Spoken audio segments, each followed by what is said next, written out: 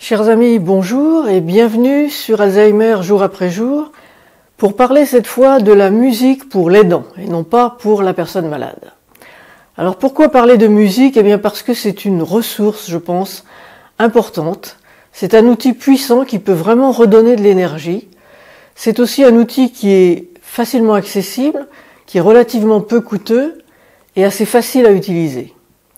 Alors concrètement, eh bien comment faire? Eh bien, je pense que le plus simple, c'est de se fabriquer en quelque sorte deux playlists, c'est-à-dire que vous rassemblez pour chacune des playlists une dizaine de morceaux que vous allez choisir, que vous aimez bien. La première playlist sera une playlist de dynamique, c'est-à-dire des morceaux de musique qui vous donnent la pêche, que vous aimez bien.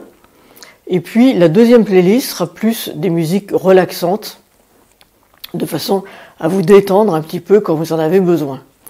Alors concrètement, comment faire pour faire ces playlists? Eh bien, il suffit donc de choisir 10 titres de musique que vous connaissez bien, que vous aimez bien. Vous mettez ces 10 titres sur une clé USB ou vous les mettez sur un fichier sur votre ordinateur. Vous pouvez aussi, tout simplement, en particulier pour les musiques relaxantes, acheter des CD, vous procurer des CD. Il y en a un particulièrement que j'aime beaucoup, qui est un CD qui est destiné aux enfants.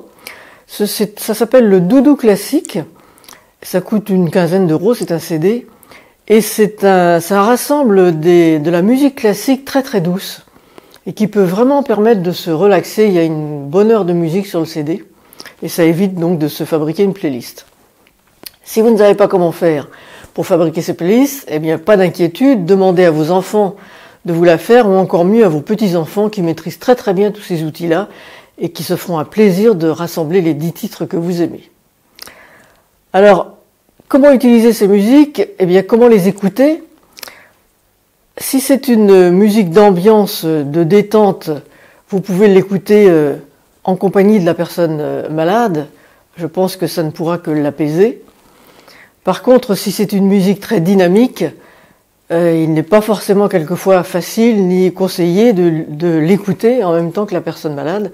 Donc vous pouvez à ce moment-là soit profiter d'un moment que vous vous donnez un petit peu de répit pour l'écouter, soit simplement l'écouter avec un casque, ce qui vous permet d'avoir tout le peps sans avoir l'inconvénient d'énerver peut-être un peu la personne malade.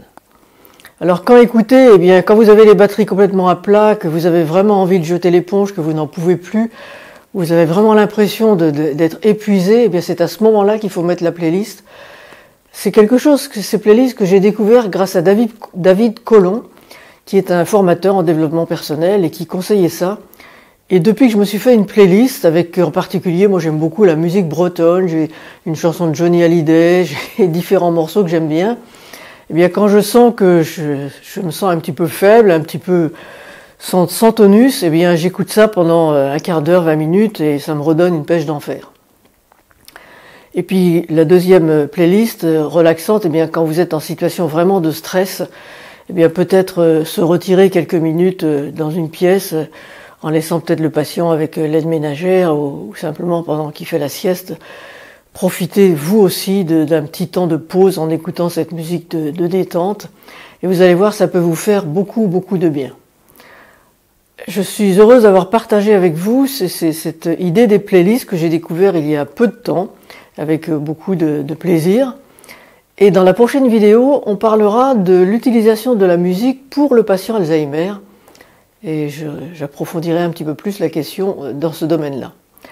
Merci de m'avoir écouté, à très bientôt pour une prochaine vidéo et dites-moi si la musique a pu vous aider dans votre quotidien. N'oubliez pas non plus de vous abonner si vous ne l'êtes pas encore et à très bientôt dans une prochaine vidéo.